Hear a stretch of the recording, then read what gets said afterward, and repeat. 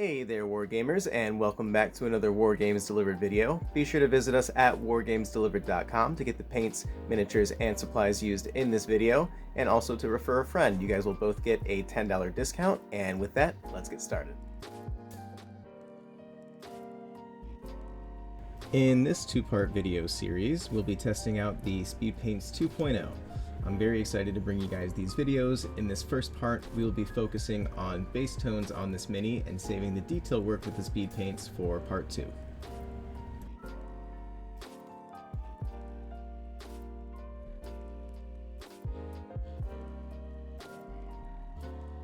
Thanks to everyone at Wargames Delivered and our friends at Army Painter, I have the SPEEDPAINT 2.0 mega set here, and I'll produce lots of videos for you guys here in the near future.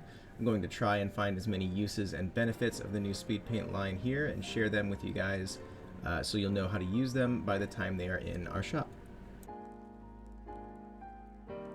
And also thanks to our poll from last week, I have a bit of something different to work on here with the speed paints. We're going to test out these on a Gut Rippa from Age of Sigmar and try to replicate the box art as best as I can. These guys have a nice muted green skin tone, so I went with Algae Green here and used the new speed paint medium quite a bit throughout this process. The first thing I noticed about the new speed paints is how easily the solution sank into the recesses of the mini and really created awesome transitions from the zenithal highlight that I established with the base coat. It seems like Army Painter really found the perfect mix for their speed paints here.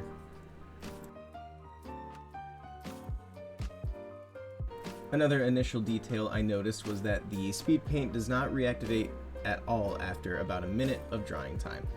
These speed paints dry faster and do not wipe away like the old ones do, which to me is a huge improvement. With that minute of drying time, if you're quick, you can still wipe away any excess paint with a damp brush in areas that you need to. And when mixed with the medium, you do have plenty of time to really change the look of the coat and move it around until you get the best result you can find.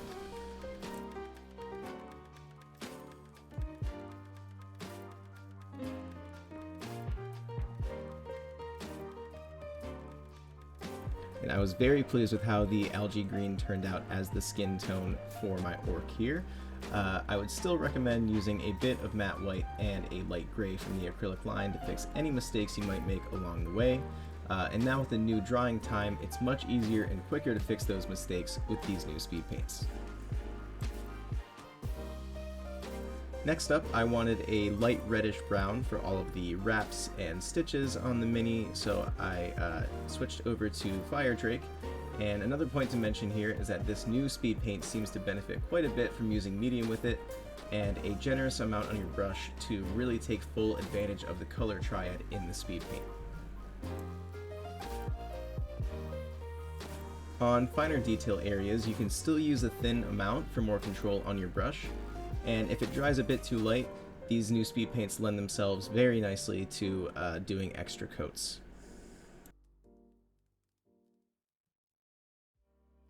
The Gut Rippa faction has a very interesting color scheme for their orcs. They're a bit more of a muted green than normal Warhammer orcs. So there are a lot of different brown colors and details on this model, which is one reason I wanted to use him in this video. Another reason was the chance to get to use the Algae Green and some red for the shield as well.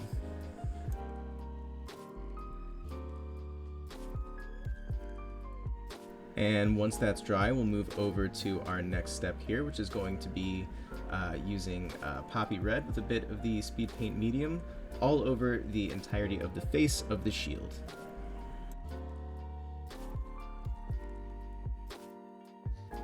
In my opinion, the reds in the old speed paint line were a bit limited with only 2 options, but now there are about 7 great options to choose from in the SPEEDPAINT 2.0 mega set, ranging from very dark reds to brownish reds to very light reds like this one.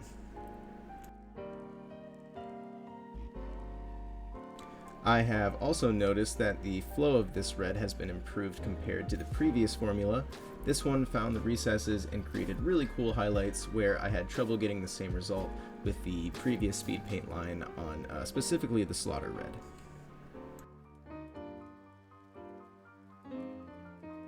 And with areas like this that have a lot of texture to them, they really lend themselves well to using speed paints on them.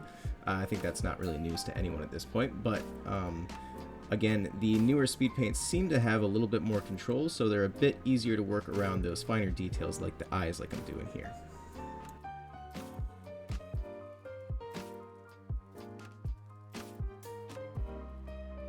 Next up, I wanted to use a dark brown for the wood parts of the spear and shield, and also a bit of dark leather details on the model using Satchel Brown.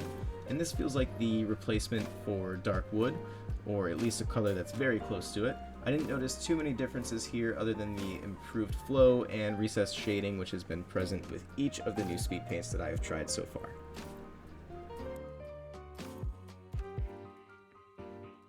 And as a quick reminder for any new viewers, be sure to check out the top link in the description of this video to enter in the giveaway attached to the video. We have giveaways with all of our video releases, so be sure to check back and win some prizes.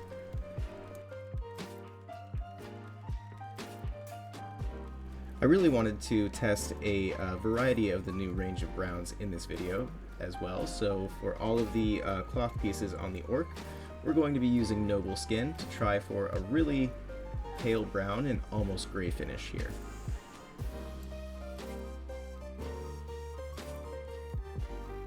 And again, the speed paint really helps with the flow on these flat areas of the mini. I'm very excited to experiment more with these and really find their potential. I know flat areas are kind of a point of contention for speed paint. Sometimes you know, you can kind of have some uneven coverage there, but in this case it seemed to work really well. Kind of had some nice transitional shading on some of the panels of the cloth, so I was very excited about that.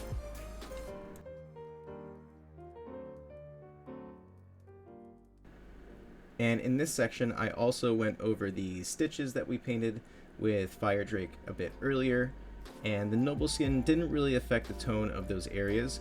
I'm sure some speed paints will need some cleaning up afterwards, but sometimes using a darker speed paint first is a good move. If you are following this as a tutorial in the future, keep in mind to be careful around the green areas we placed earlier and also the red. This color could change the tone of those paints if you accidentally paint over them.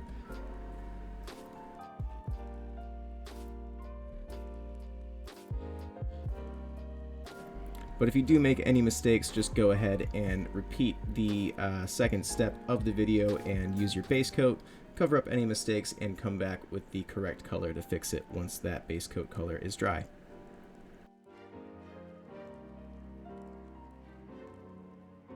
Overall, I am very pleased with the new speed paint formula, and I look forward to bringing you more tips and tricks along the way after some more practice and experience with them.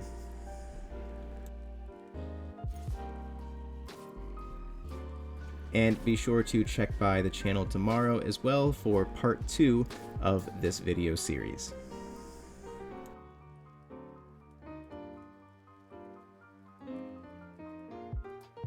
Thank you guys so much for watching. Be sure to like, comment, and subscribe for more painting tutorials. And also be sure to check out the top link in the description for the giveaway attached to this video. Thanks again, and happy wargaming.